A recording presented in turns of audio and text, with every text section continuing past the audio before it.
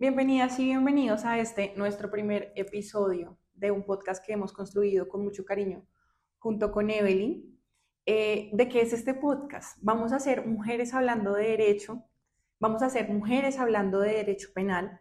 Es un podcast que hemos construido, como les decía, con mucha ilusión, con mucho esfuerzo también, con mucho sacrificio, pero también con mucho cariño.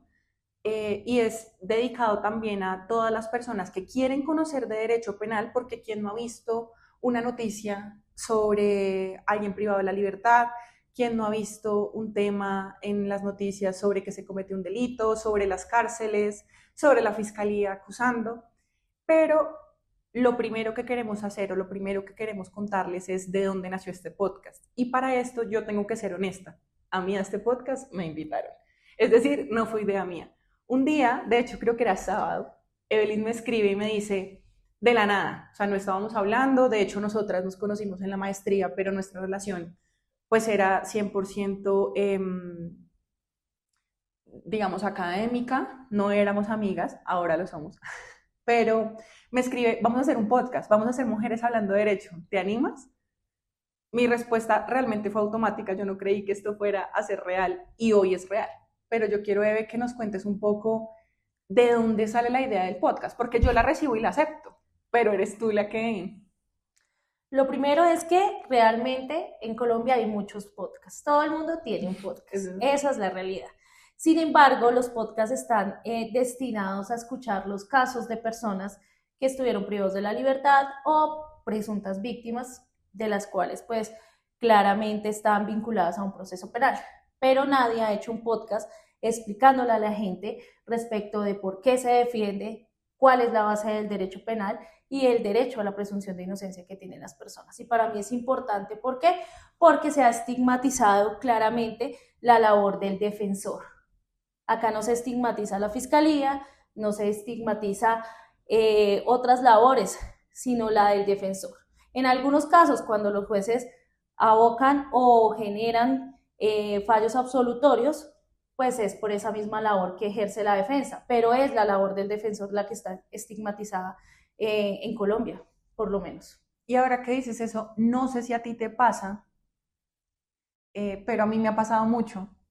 Y es que en mi casa, esto lo contaré más adelante, pero en mi casa, mis amigos, incluso mis mismos colegas me preguntan que por qué defiendo, que eso como que es muy feo, que eso cómo se come. Y antes, digamos, de hablar un poco de por qué defendemos, yo sí quiero que tú nos cuentes si uno solo defiende inocentes. Bueno, defender inocentes, no. Digamos que dentro del derecho penal todas las personas tienen derecho no solo a la presunción de inocencia, sino a una defensa técnica y una defensa material. Esa defensa técnica es la que ejercemos directamente los defensores. Y esa es la labor que se ha estigmatizado. ¿Por qué? Porque todas las personas creen que por estar vinculado a un proceso penal, las personas son responsables. Pero nosotros desde la defensa no podemos entonces estigmatizar también a los usuarios que se acercan a nosotros por una solución, porque por X o Y motivo cometieron una conducta o en efecto los están vinculando a un proceso y no son responsables. Entonces, estigmatizar a una persona y no recibir un proceso simplemente porque tenemos la concepción de que es responsable, la única persona que puede determinar si es responsable o no de una conducta punible es un juez. Y para eso no estamos los defensores. Indiferentemente si la persona es responsable o no, todas las personas tienen derecho a la administración de justicia y al acceso a una defensa, sea por parte del Estado o una contractual. Es decir, para que le quede claro a todas las personas, tú defiendes culpables, Culpables e inocentes. culpables e inocentes. Y cómo es esa experiencia de defender culpables. Y las personas que nos conocen y que nos están viendo y a quienes les agradecemos, saben de pronto de dónde viene esta pregunta porque te conocen, pero yo sí quiero que la audiencia, no solo la que nos ve ahorita, sino la que nos va a ver en el futuro, sepa un poco de dónde viene y por qué defiendes culpables. Bueno, dentro del derecho penal, todas las personas tienen unos derechos y la garantía de esos derechos se materializa a través de la defensa. Y simplemente porque una persona sea responsable no se le pueden entonces negar los otros derechos que tiene. Y por eso te decía anteriormente, es un juez quien determinará en un juicio si en efecto hay elementos probatorios que prueben la responsabilidad. y aún así, probando la responsabilidad de una persona no deja de tener derechos. Y eso hace parte del derecho justo que habla el doctor Urbano.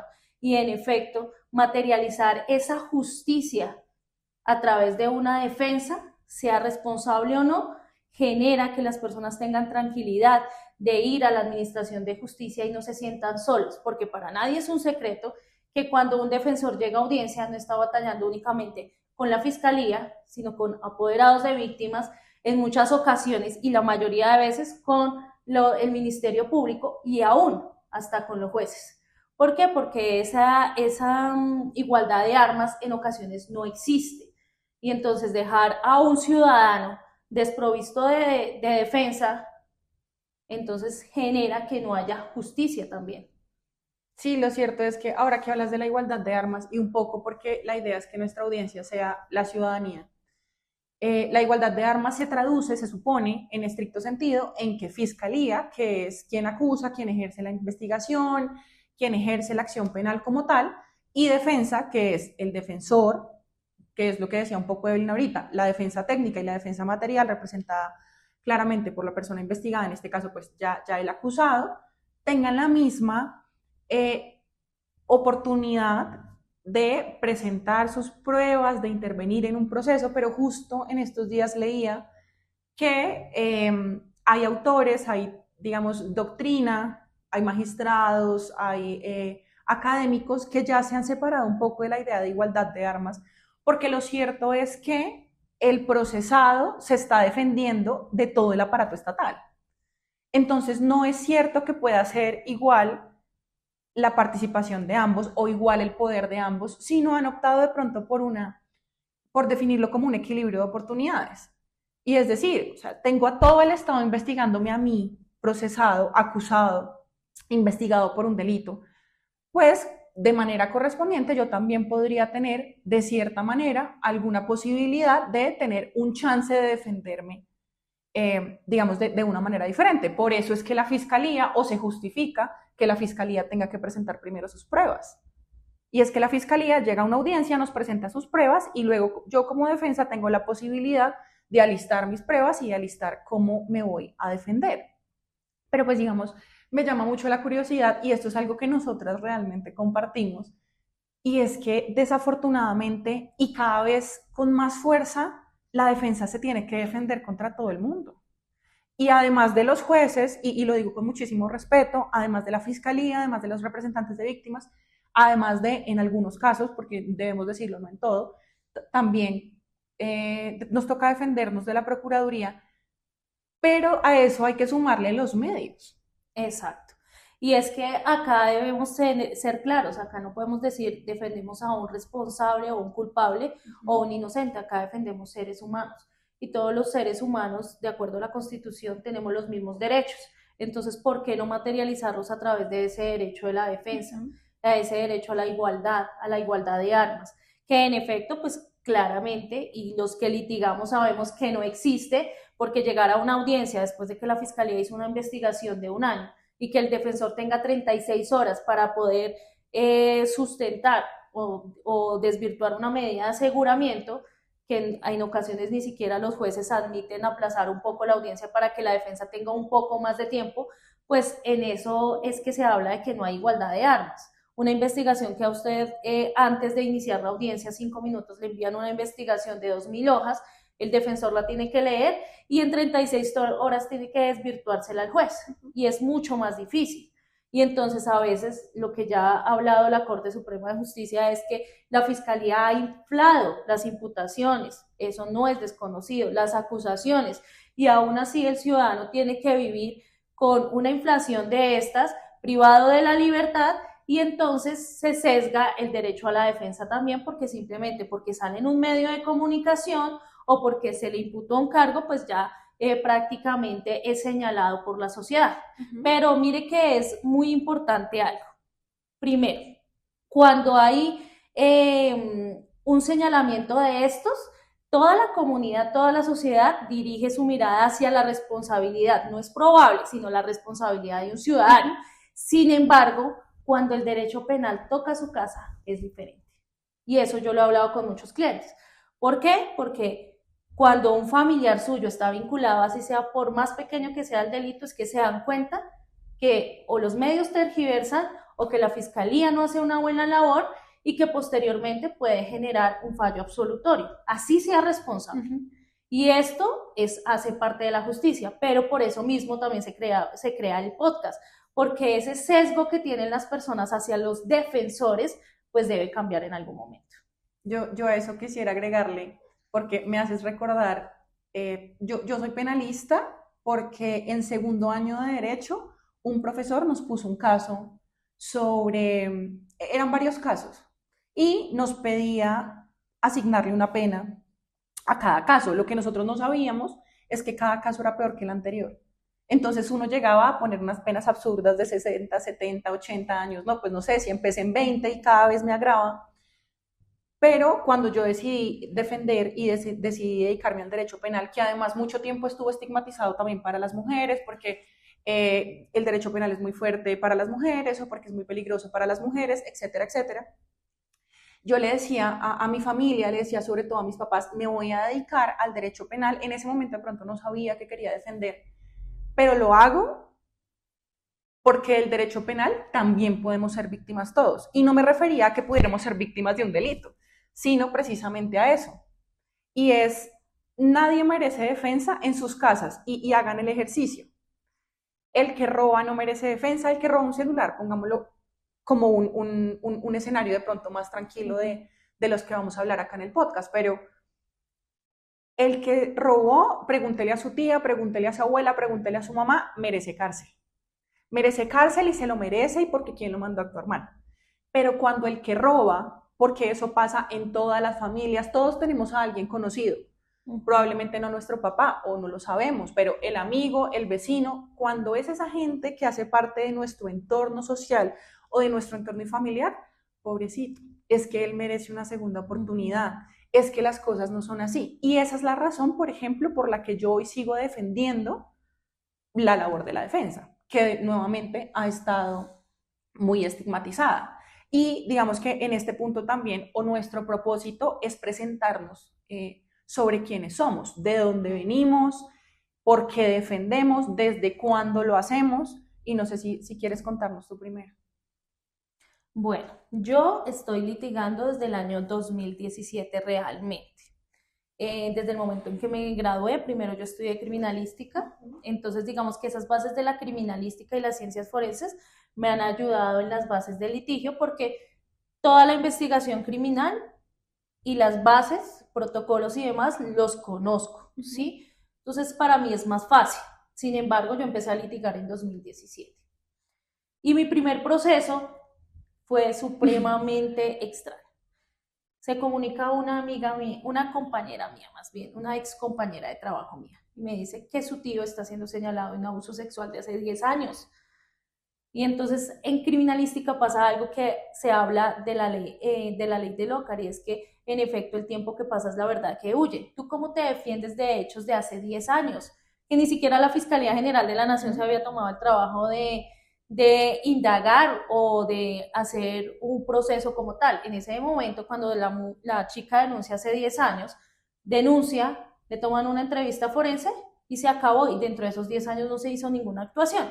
Sin embargo, llaman a imputación al tío de mi amigo. Primer proceso, un delito sexual, donde en efecto pues nos comunicaron, nos contaron las circunstancias de esa época, por qué estaba siendo señalado tras un divorcio, y claramente ahí nace que en efecto hay una situación que genera una denuncia, el divorcio, que eso se probó en juicio. Claramente la niña pues ya no era niña, era una adulta, y reconoce que en ese momento fue muy duro que su padrastro los abandonara y los dejara sin un soporte económico, y viera la solución para presionar que él volviera. Pero como la fiscalía y la justicia es tardía en algunos procesos como este, pues obviamente eso se probó en sede de juicio y el resultado fue una absolución. Pero también esto para darte claridad en algo, no todas las personas que denuncian son responsables, y ahí también nace una situación que es trágica en Colombia, desde mujeres y hombres, porque no voy a decir que eso solo pasa con los hombres o solo con las mujeres. Se generan falsas denuncias y claramente una persona tiene que batallar con eso.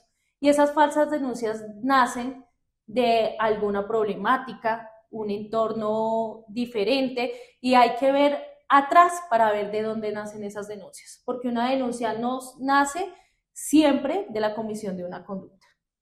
Y es por eso que también las personas tienen derecho a la defensa. Muchos medios de comunicación han señalado a personas y salen en televisión señalándolas de algo cuando posteriormente el fallo es absolutorio, pero no se ve a los medios haciendo retractaciones o aclaraciones respecto a por qué se dio esa presunción de inocencia en sede de juicio. ¿Por qué? Porque solamente toman el fallo y la culpa es del juez. Y el malo es el defensor. E igual la persona queda como culpable. Exacto. Es decir, en el imaginario de la gente quedó que Pepito Pérez estaba siendo, no sé, investigado por un delito sexual, la gente lo condena, una condena totalmente anticipada. A mí me gusta llamarle a eso presunción de culpabilidad, porque a pesar de que lo que nos dice a nosotros la norma es que todo el mundo es inocente hasta que el Estado demuestre lo contrario, lo cierto es que acá todo el mundo es culpable y se queda culpable, porque lo que tú decías, sale una absolución y nadie está diciendo, no, nos referimos a tal persona como el que roba, nos referimos a tal persona como el corrupto o la corrupta, pero nos retractamos porque resulta que, pues, absolvieron. Y en este tema, yo creo que hoy estamos tocando muchos temas que vamos a tocar a futuro, pero yo voy a ser muy honesta, y nos pasó en un caso recientemente del que todavía no podemos hablar, pero uno como defensa, frente a los señalamientos que hacen las personas, ¿qué hacen? Acción de tutela, por favor retráctese. Y muchas veces a uno el juez le dice, sí, la persona que está siendo procesada tiene su derecho a la honra, al buen nombre y pues a presumirlo inocente, a tenerlo como inocente hasta que se demuestre lo contrario. Pero muchas veces dicen, no, esto es libertad de expresión. Y en esto yo creo que también el podcast se convierte en nuestro desahogo, porque nos pasó en algún momento que una persona, de hecho un abogado, entonces nos señala de estar utilizando las tutelas para reclamar esos derechos fundamentales, y yo creo que es que se nos está olvidando cuál es el orden de las cosas. Y claro, hay delitos muy graves, que reitero, y desde ya lo manifestamos, que nosotras también defendemos, y cuando sea la oportunidad también los vamos a traer al podcast. Pero entonces déjeme dar la batalla, déjeme dar la pelea en juicio de si mi representado es culpable o no. Aquí vamos a traer personas culpables, ¿por qué no? Que ya estén condenadas, que ya hayan pagado su pena, cuál es la experiencia del delito, pero también vamos a traer personas inocentes. Y entonces a mí me recuerda, yo no sé si tú, pues me parece que es una frase o un principio, pues, que le enseñan a uno en la universidad, y es mejor un culpable suelto que un inocente en la cárcel. Y yo al principio me preguntaba, o sea, ¿eso qué tiene que ver? Mejor que la gente esté en la cárcel que el delito, y ya es luego que uno se da cuenta, y esto lo he intentado explicar en varios ambientes sociales, pero no es fácil, y es que la pena de prisión no cumple los fines para los que está establecida. Entonces lo cierto es que por eso se ve mucha delincuencia en la cárcel. Lo cierto es que las condiciones de las cárceles hoy en día son inhumanas. ¿Cuánto es el estado de hacinamiento? ¿Qué es el hacinamiento? Un centro penitenciario y carcelario o un centro de detención transitoria, que son lo que conocemos como las URIs, tienen una capacidad máxima, y hoy en día, salvo uno que no es manejado por el IMPEC, están todos en hacinamiento. Se ha creado incluso en la Corte Constitucional una sala que hace el seguimiento específico de cómo están las cárceles hoy en día. Y a pesar de las órdenes, porque es que era lo que tú decías ahorita, los procesados, los investigados, sobre todo los que están privados de la libertad, se les restringe el derecho a la libertad, pero siguen manteniendo otros derechos incólumes. Por ejemplo, el derecho a la salud. Yo no sé si la gente lo sabe, pero los establecimientos carcelarios y penitenciarios es el Estado el que asume la carga de garantizarles estos derechos. Entonces las personas deben salir a citas médicas, a las personas se les debe proveer una buena alimentación, a las personas se les debe garantizar que puedan comunicarse con sus abogados. Pero esas son cosas, ese es un costo muy alto. Y entonces yo digo, los derechos fundamentales y los derechos humanos son para todos, menos para los procesados. Yo lo que sí creo, y creo que sí ha sido una bandera que he intentado defender, es los derechos humanos no se negocian. Una persona no pierde su calidad de ser humano solo por estar en la cárcel o por estar privado de la libertad. Pero es que eso pasa muy a menudo. Y entonces, digamos, una persona que ya es señalada por la comisión de un delito es juzgada por la sociedad, pero cuando recobra su libertad y es absuelto, pues no puede volver a su vida normal. Un ejemplo, un médico que ha sido señalado de pronto por una paciente por un delito sexual. ¿Quién va a querer ser atendido por un médico? Es un ejemplo. ¿Sí? ¿Por qué? Porque a pesar de que haya sido absuelto, va a quedar una anotación. ¿Sí? Y en efecto, pues ese señalamiento que se generó por la sociedad y que hay una anotación en la fiscalía, al verificarse, pues en efecto, pues no va a poder volver al ejercicio de sus labores. ¿Y qué pasa con ese tipo de personas? Se van del país. Y no es que se vayan huyendo, como creen muchas personas, pero sí tienen que iniciar de cero, porque nadie en sus 5 sentidos va a querer que un médico que fue relacionado con un presunto abuso, pues lo vaya a querer atender. Y eso pasa con muchas profesiones. Y es que por eso es que la labor del abogado también es que ha sido sesgada, porque ¿cómo usted defiende un violador? ¿Cómo usted defiende un homicida? ¿Sí? Pero cuando el derecho penal toca su puerta, ahí es cuando buscan un abogado y dicen, es que vinieron, nos señalan, nos dicen, salió en medios, no es justo. Pero entonces la mirada que teníamos de justicia cambia. ¿Por qué? Porque tenemos una persona cercana que está inmiscuida en un proceso penal. Y no hay nada peor que estar inmiscuido en un proceso penal, porque desde el minuto cero que se genera la denuncia, usted es responsable para la Fiscalía General de la Nación. A pesar de que no hayan elementos materiales probatorios. Y es que muchas veces existen infinidad de figuras para poder generar una terminación anticipada del proceso que tampoco la Fiscalía, y en muchas ocasiones se ha tocado la puerta de la Fiscalía y se niegan porque es que tienen exceso de trabajo. Entonces es una situación estatal. Y si no, miremos también cómo es que la defensa está tan, digamos, desprestigiada, que si nos vamos nomás cuánto gana un fiscal, cuánto gana un procurador y hacemos el versus cuánto gana un defensor público, pues un defensor público no gana absolutamente nada.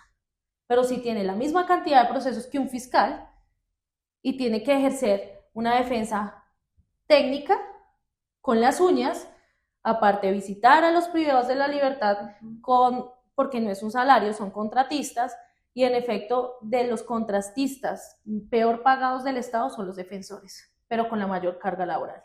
Y ahí es cuando uno dice, sí hay un sesgo con la defensa, porque la Defensoría Pública no tiene los mismos regímenes que la Fiscalía, si hacemos la misma actividad. Y los mismos recursos, ¿no? Exacto. Y vea que el año pasado, por lo menos, los defensores públicos desde diciembre no les pagaban, noviembre y diciembre.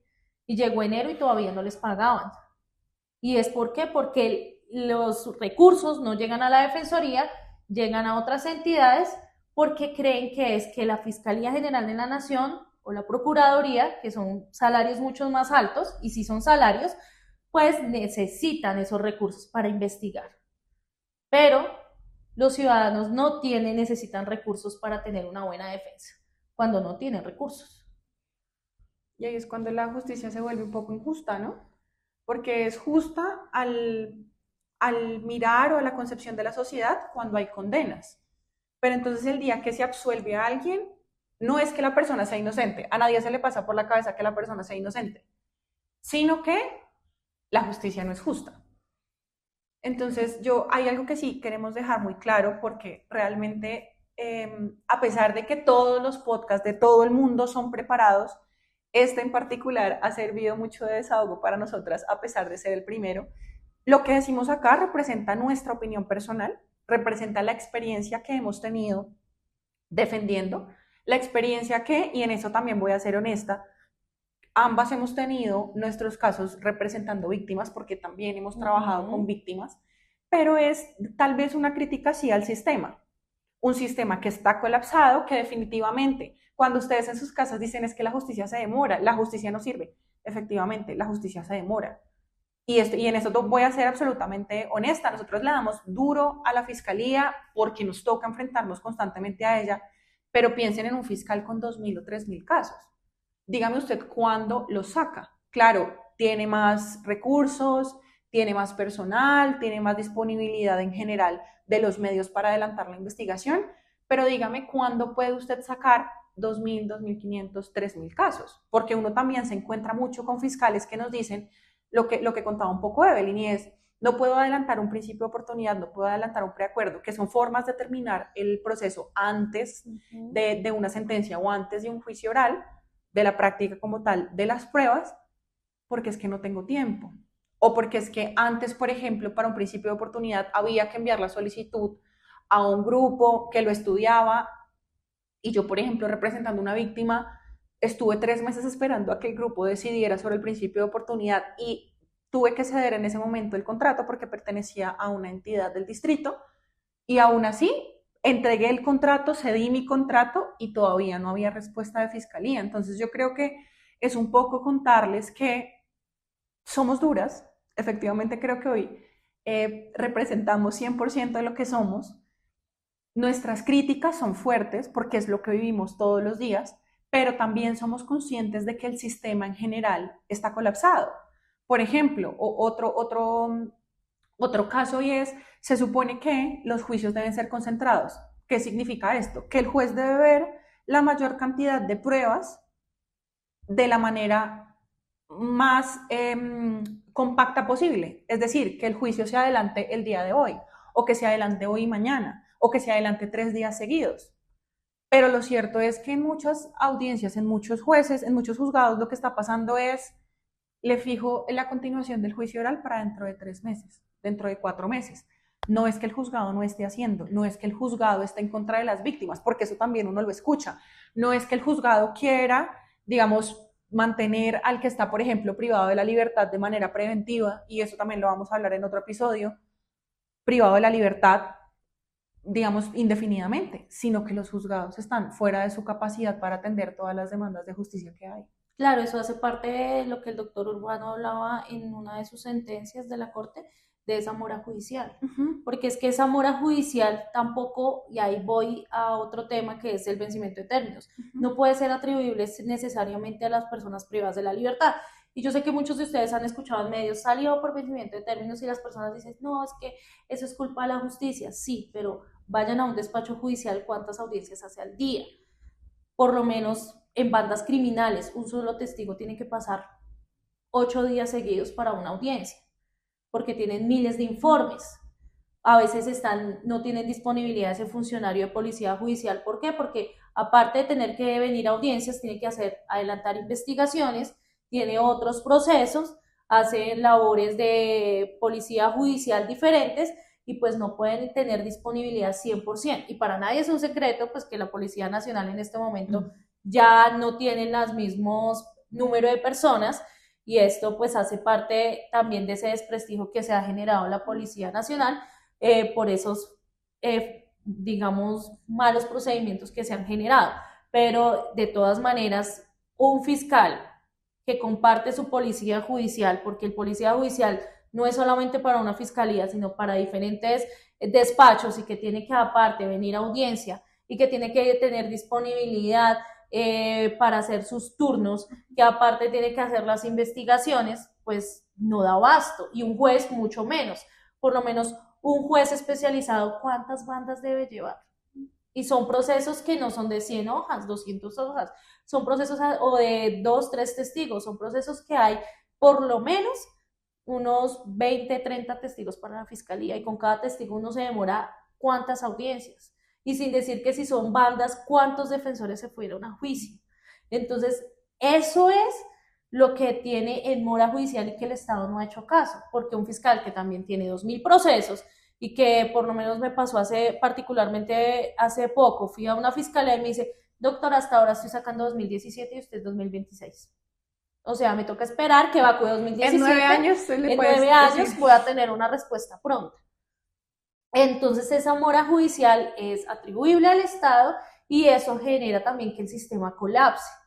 También muchos privados de la libertad esperando respuestas Y aparte que los despachos no solamente resuelven sus procesos, acciones de tutela, habeas corpus, y personas privadas de la libertad esperando una pronta respuesta de la justicia, pues da como lugar que si no se da una pronta solución a su proceso, pues que obtenga la libertad por vencimiento de términos, porque una persona no puede estar indefinidamente esperando pues que la justicia le diga a usted es inocente o es responsable, lo que no quiere decir que el proceso no siga.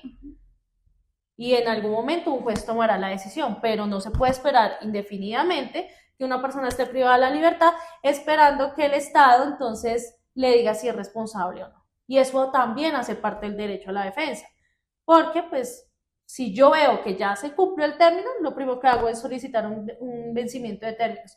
Que las personas o los medios digan que gracias al abogado salió por vencimiento de términos y es culpa del juez, no es tan así. Eso es un conteo aritmético y no tiene nada más. Y eso también hace parte de esos tratados que ha generado Colombia de derechos humanos, porque es que, repito, los procesados tienen derechos y no pueden ser violentados solamente porque están vinculados a un proceso. Yo tengo que ser en este momento sincera, y es que la verdad, el capítulo que yo más ansío, el episodio que yo más ansío, es el día que hablemos del vencimiento de términos. Porque es decir, todos hemos visto no sé, en televisión, en las noticias, Pepito Pérez, procesado por matar a Juan, es puesto en libertad. Ese es el titular. Ese es el titular en todas las casas, y por ejemplo en la mía, mi mamá diría terrible, la fiscalía no hace nada, la justicia no sirve para nada.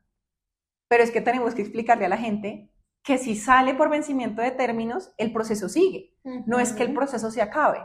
Lo que pasa es que nuestros medios de comunicación, y lo digo con absoluto respeto y sin señalar a uno en particular, cada día más necesitan vender más. Y lo que más vende son los titulares relacionados con que la justicia no satisface nuestras necesidades, la justicia nunca le va a responder a las víctimas, y entonces lo que creemos es que la persona que sale en libertad ya acabó su proceso, cuando lo cierto es que a uno por muchos años, muchas veces, lo mismo que tú dices, y de manera a veces hasta indefinida, salvo por el término de prescripción, que luego hablaremos de esto porque es algo muy técnico para hablar en nuestro primer capítulo,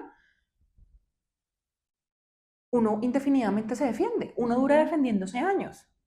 Y en eso sí quiero ser muy clara, la privación de la libertad antes de una sentencia es excepcional.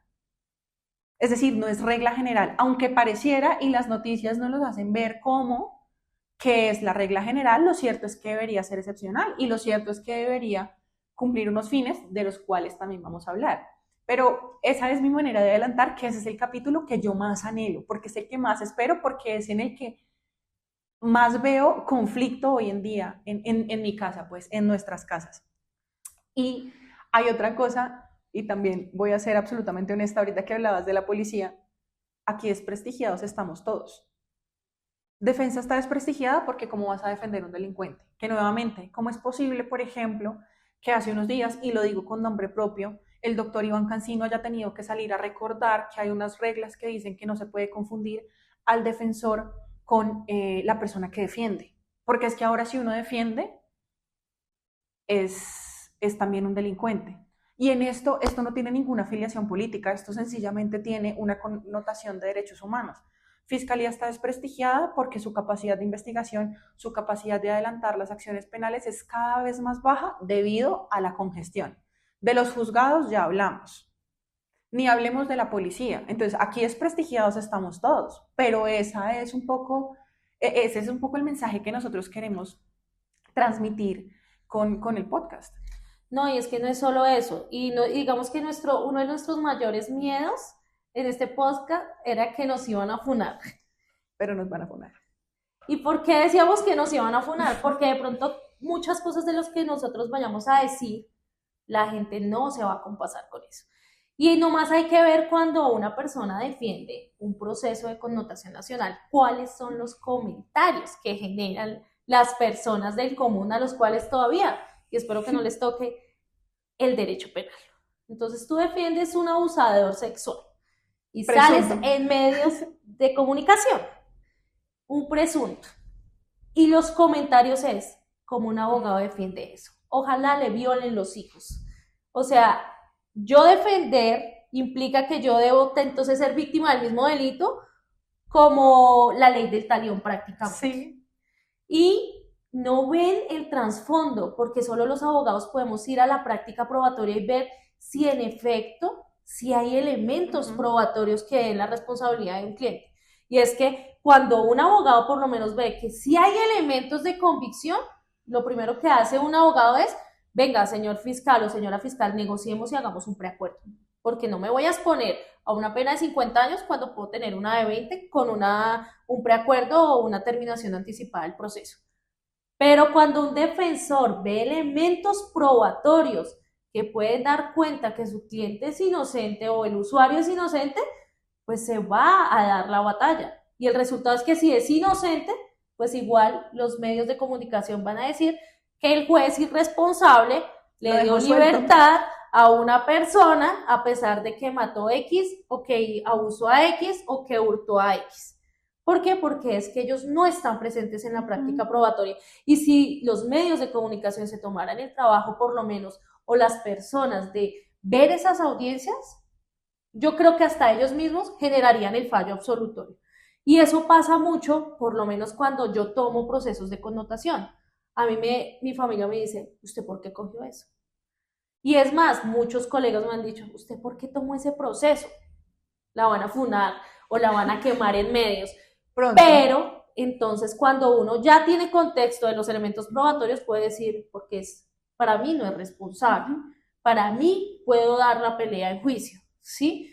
Y eso entonces hace parte de ese sesgo que tiene la defensa como tal. Y es así pues que, por eso es que yo defiendo, porque es que acá no se puede decir usted es responsable o no, acá se defienden derechos, y derechos de qué, de personas, de humanos.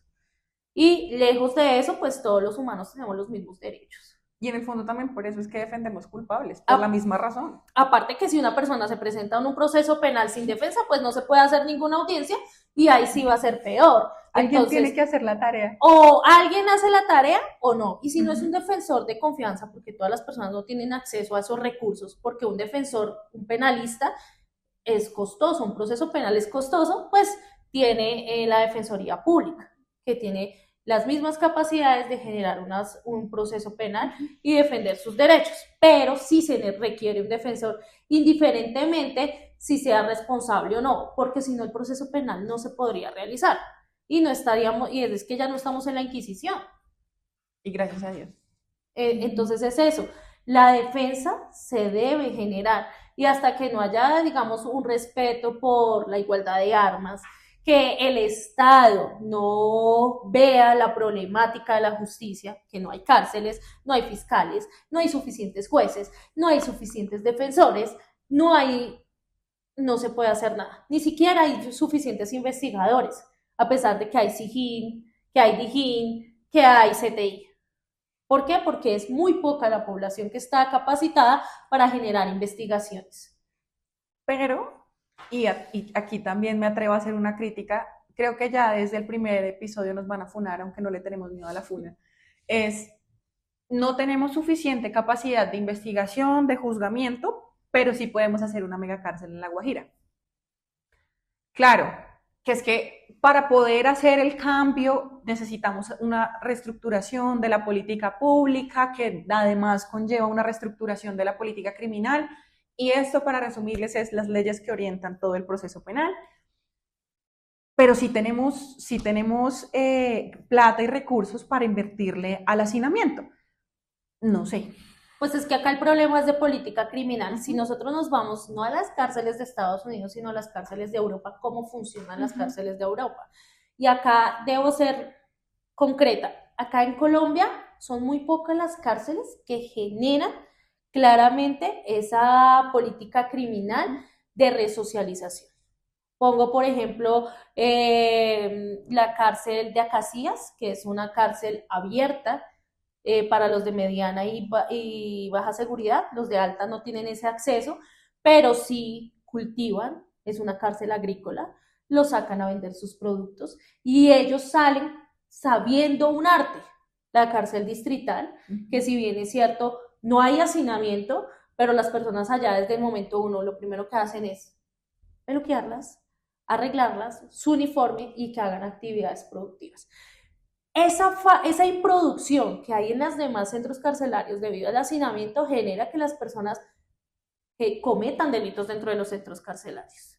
Entonces, si cometen delitos dentro de los centros carcelarios, es por esa falta prácticamente de oficio que deberían estar cumpliendo pues los centros carcelarios. Pero eso también tiene una problemática y es porque pareciera que una persona no pudiera afrontar un proceso penal sin estar privado de la libertad. Sí o sí tiene que estar privado de la libertad. Exacto. Se cometió el delito hace 5 años, igual tiene que estar privado de la libertad, sin haberse probado ese peligro para la comunidad, sin haberse respetado ese derecho a la presunción de inocencia, sin haberse dicho por qué era urgente si el delito fue hace 5 años y no, de pronto no hay continuación. Todo eso es que hay que tener una mirada. O sí tiene que mediar una medida privativa de la libertad y me pasó en un proceso porque están los medios afuera. O porque es un caso de connotación nacional, totalmente. Entonces, eso hace que los centros carcelarios no den abasto, las URIs, que son centros transitorios que una persona no debería estar más de 36 horas porque lo ha dicho la Corte, pues llevan personas 1 año. Tengo personas que llevan 2 años en una URI, esperando que termine un juicio. Y entonces esa no es la solución. Pregunten cuál es la solución. Crear pues políticas criminales donde estas personas puedan hacer alguna actividad.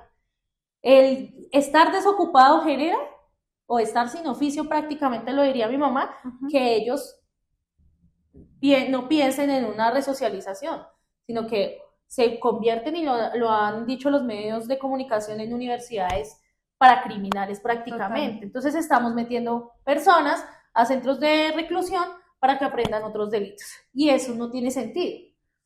No estoy diciendo que todos deban estar en libertad, pero sí se deben generar políticas públicas para ponerles oficio prácticamente a estas personas. Y lo cierto es, y este es mi último comentario funable del episodio, es que eso no vende. Yo no he visto políticos, y si los hay, por favor, escríbanos, porque yo no los he visto, y realmente puede ser que yo no los conozca, diciendo, mi propuesta es una política criminal para regular la detención preventiva, o mi propuesta es una política criminal para regular el hacinamiento carcelario, o los fines de la pena en un establecimiento carcelario. Aquí lo que se ve es, radiqué proyecto de ley para aumentar la pena de tal delito. Que ahora este delito tenga más requisitos, que ahora este delito tenga más agravantes, que ahora este delito... Y lo que hacemos es ampliar el derecho penal. Pero por hoy lo cierto es que se nos acaba el tiempo. No queríamos agobiarles con tanta información, pero lo cierto es que nos desahogamos. Sí, claro. La idea, ¿cuál es de este podcast? Nosotros vamos a tener más invitadas, mujeres. También vamos a traer hombres, pero también queremos invitar personas que hacen parte del derecho penal, como fiscales, jueces, apoderados o representantes de víctimas y demás que hacen parte del ejercicio del derecho penal, investigadores, entre otros. ¿Por qué? Porque digamos que la justicia que conoce las personas en el común, que es la justicia, que son la administración de justicia como tal, pues no está conformada solo por defensores, también está conformada por Ministerio Público, apoderados de víctimas, la policía judicial, que es la que despliega pues en cierto punto las investigaciones y a veces hasta con las uñas. Entonces pues ellos hacen parte del proceso penal y es importante que las personas conozcan cómo se genera el derecho penal y cómo nace un proceso, cómo nace una investigación. Y claramente ese va a ser el resultado de nuestro podcast. Y también queremos llevar un poco el podcast a la ciudadanía, es decir, que a través de nuestro podcast ustedes puedan decir, vea, yo no entiendo qué es un principio de oportunidad, no entiendo qué es un preacuerdo, quién es un policía judicial, qué hace la fiscalía, dónde puedo denunciar. Ese tipo de preguntas son las que queremos que alimenten el podcast, que nos digan en qué podemos ayudarles, qué preguntas, cómo bajamos el derecho penal al conocimiento de todos. Eso es lo que queremos. La idea también es, este no es un podcast personal, no queremos ni atacar a fiscalía, ni atacar a los defensores, mucho menos. No queremos atacar a la representación de víctimas, a las víctimas de un delito, porque sabemos el daño que sufren, digamos, las consecuencias del delito, ni queremos tampoco imponer lo que decías un poco, nuestra opinión. Por eso vamos a traer opiniones diferentes, pero esto es lo que somos y también es responsable de nuestra parte mostrarles con transparencia de dónde venimos, hacia dónde vamos y a qué nos dedicamos. Así que esperamos recibir sus dudas, sus inquietudes y nos veremos en un próximo episodio.